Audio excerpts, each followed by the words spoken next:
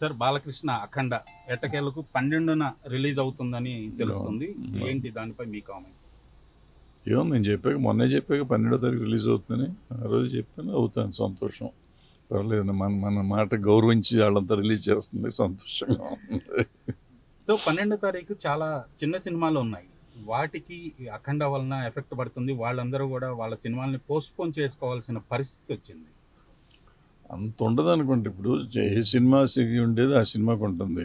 పెద్ద సినిమా వస్తే చిన్న సినిమా ఆడదు అనేది, ఆడే సినిమా ఎప్పుడైనా ఆడుతుంది, ఆడని సినిమా ఎప్పుడూ ఆడదు. ఈ సినిమా వచ్చేసరికి ఆ సినిమాని చంపేస్తుంది అనేది ఉండదు. థియేటర్స్ కొంచెం అంటే ఇది లేదనుకుంటే థియేటర్స్ కొంచెం ఈజీగా ఉండేది, కొంచెం ఇబ్బంది అవుతుంది.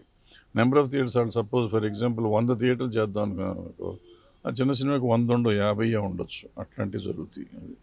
సో అఖండ ఇష్యూలో మేజర్ మిస్టేక్ ఎవరిది అనుకుంటున్నారు?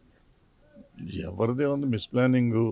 సీ ఈ మధ్యకాలంలో సినిమాలు మెజారిటీగా మనకి నష్టపోతుంది ఓవర్ బడ్జెట్.